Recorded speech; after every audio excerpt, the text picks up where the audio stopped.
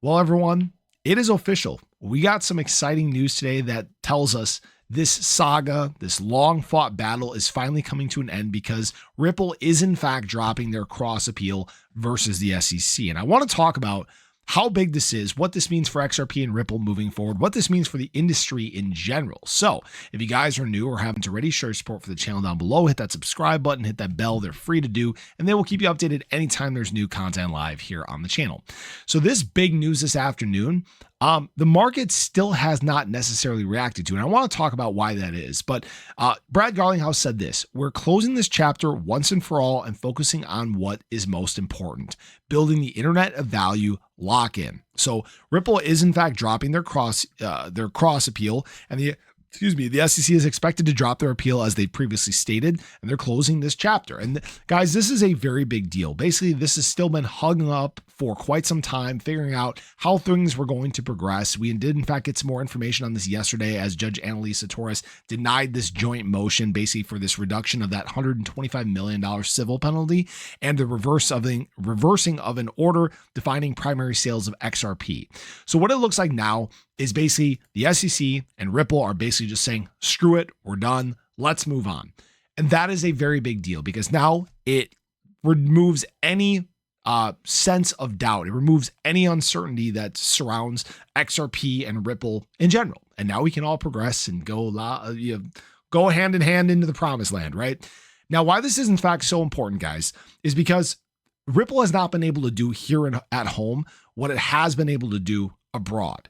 And that is expand, build partnerships, see bigger adoption. For the longest time, you couldn't even have XRP on exchanges here in the US. Think about what that has done in terms of business ventures. It means that there is an untapped market that is now waiting to be tapped because this is officially giving us the green light. It is a very, very big deal. And I'm sure we'll find out more about this as time progresses. We need to wait for obviously official filings. We need to wait for penalties to be paid and all that jazz. And that may in fact be the time that the market does react. Now, I will say, over the last 24 hours, not a whole lot of movement in terms of XRP. We did get a little spike around 4 o'clock or so when this news hit, but it wasn't a big one. And the big reason why is the market was kind of already expecting this. All right. We were already expecting that an end to this was in fact in sight. It was just kind of the final checking of the box, the final step over the hump, and away we go.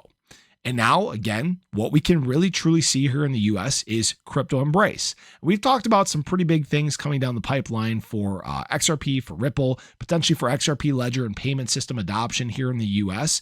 And we'll, again, have to wait while that unfolds. I think there's a lot of developments are still yet to come here in 2025. Even though 2025 has kind of sucked in terms of price, it doesn't mean that there aren't big, exciting things taking place. And I will say that, despite this year being kind of rough, XRP is in fact actually green for the year. Yeah, we're green for the year. That's a pretty exciting sign. We continue to hold support and stability around this 200-day moving average. We're still building that bigger inverse head and shoulders, a smaller inverse head and shoulders on this smaller time frame here. I mean, we're pretty much prepped and ready to run.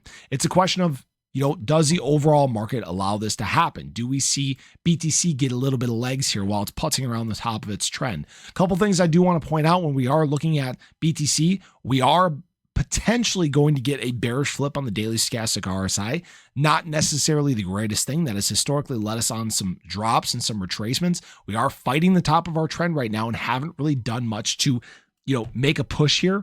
And I will say, obviously now heading into the weekend, we don't have institutional money. We have lower volume taking place. I will say that, frankly, XRP's done a pretty good job of showing some resilience despite having a bearish cross there as well. So the biggest thing I will say is if we can start closing some weekly candles once again above this 20-week moving average, that bull market support band for XRP, that is really where we can get this shot above our 618 level and get back on track with an exciting year. So I just wanted to share that with you guys. I appreciate it as always. I'd love to see it. Love to see it, especially going into the weekend. And hopefully that amongst some other news, decent enough PC report, trade deals coming into place. Hopefully that's enough to carry us to some green across the space. So appreciate you guys. Have a great day. Show your love below. Catch you guys in the next one. Take care.